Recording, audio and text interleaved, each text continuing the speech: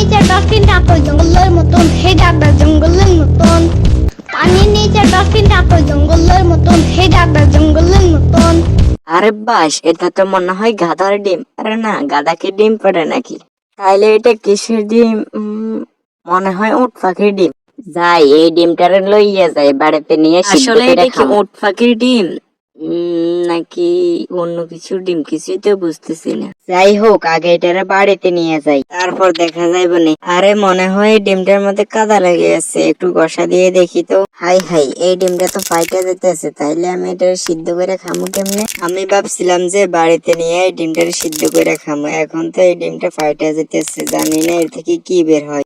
High high, এই ডিমটা ফাইটা এবার কি টম এন্ড জেরির মতো আমাকে বাবা বলতে থাকবে নাকি? তাইলে তো আমি শেষ। তাহলে এবার আমি কি করব?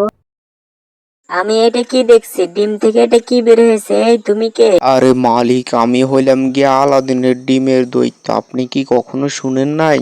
আমি মানুষের 3টা ইচ্ছা পূরণ করি। এখন আপনি বলেন আপনার কি ইচ্ছা আছে, আমি আপনার 3টা ইচ্ছাই পূরণ করব, বুঝলেন মালিক? এই মেয়ে, তুমি এটা কি বলতেছো? আমাকে মালিক কেন বলতেছো? দেখতেছো না আমি বাচ্চা? আরে মালিক, আপনি কি আলাদিনের গল্পের মধ্যে শুনেন নাই? এই ডিম থেকে যে আমাকে বের করবে সে আমার মালিক হবে। ও আচ্ছা, এই ব্যাপার। তাহলে তুমি আমার 3টা ইচ্ছা পূরণ করো এখনই। আমার প্রথম ইচ্ছা হলো গিয়া তুমি আমার 10টা ইচ্ছা পূরণ করবে। এটা কি বলছেন মালিক? এটা আমি পারবো না। তাহলে আবারও ডিমের ভিতরে ঢুকে যাও। না না মালিক, আমি আর ডিমের ভিতরে যেতে চাই না। আপনি বলেন আপনার কি ইচ্ছা। আমার 10 নম্বর ইচ্ছা হলো তুমি আমার একটা গান শুনবে। এটা কি বলছেন মালিক? আমরা জিনেরা তো কোনো গান শুনি না।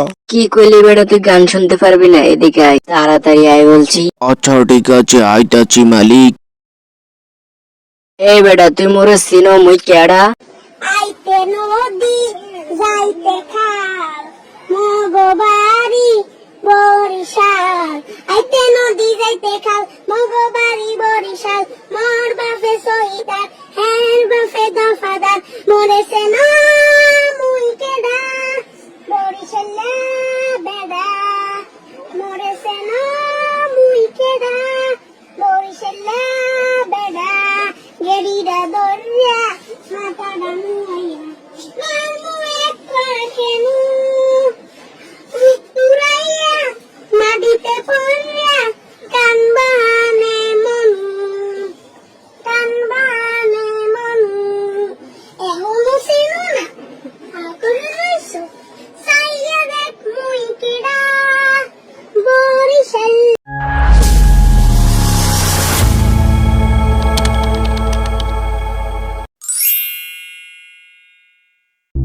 আব্বা, ইজে আমি বিয়া করবো।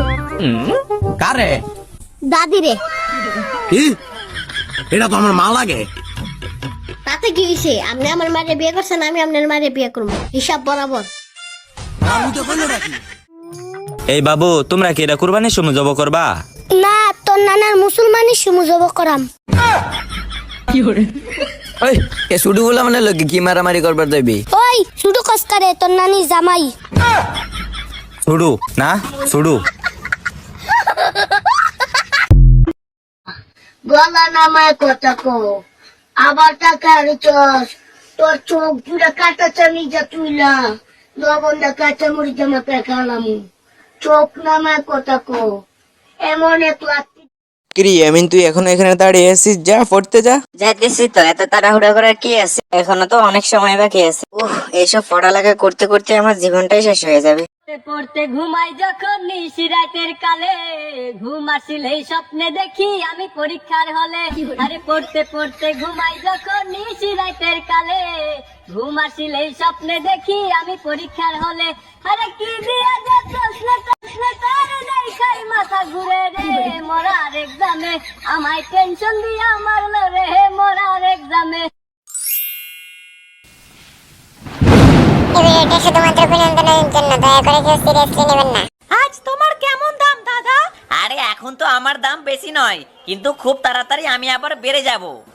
আরে তোর যতই দাম বাড়ুক না কেন, তোকে লোক সস্তাই ভাববে। দেখেছিস তো বোন, এ আবার চলে এসেছে ভিখারির মতো। আরে এ ভিখারি নয়, এ তো লালো শুন। এ বাবা, তোকে এ কি জোরে চাটলো। তুই চুপ কর শালা পোচালু। এই এই তোমাদের মালিক মানে তোমাদের দোকানদার কোথায়? আরে আমাদের মালিকের কথা বাদ দিন তো, ও শালা পাশের ফল দোকানের মেয়ের সাথে গল্প করছে। আচ্ছা বাবু তুমি কি নেবে তাড়াতাড়ি বলো তো। আরে আমি তো আলু আনতে এসেছি সবজির ভিডিও করবো বলে। ও আচ্ছা, তার মানে তুমি আমার ভাইকে ফুলকপির সাথে ঘাবলা করতে গিয়ে ধরে ফেলেছিলে তাই তো? হ্যাঁ রে, ওই আলুটাকে তো আমি একদম হাতে নাতে ধরেছিলাম। আচ্ছা সে যাই হোক, তুমি আমার তরফ থেকেও ফুলকপিকে একটা চুমু দিয়ে দেবে। চিচি শালা তুইও তো তোর ভাইয়ের মতনই ঘাবলা বাজ রে। আরে শুধু আমি না, আমাদের গোটা বংশটাই ঘাবলাবাজ। তো বন্ধুরা, এখন তোমাদের সামনে বাবাকে নিয়ে স্পেস দিবে তোমাদের জনপ্রিয় কার্টুন ক্যারেক্টার ইয়ামিন। মা আমাদেরকে 9 মাস পেটে ধরেন, বাবা আমাদেরকে 25 বছর বহন করেন, উভয়টা সমান। তারপরও কেন বাবা ফেঁসে আছে জানেন কি?